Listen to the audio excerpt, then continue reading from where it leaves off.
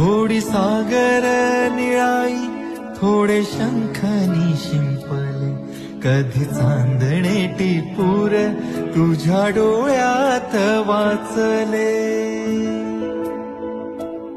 कधी उतरला चंद्र तुझ्या माझ्या अंगणात, स्वप्न पाखरांचा थवा विसावला ओंजळीत. कधी काळोख भिजला, कधी भिजली पहाट, हुंकारला नदी काठ, कधी हरवली वाट.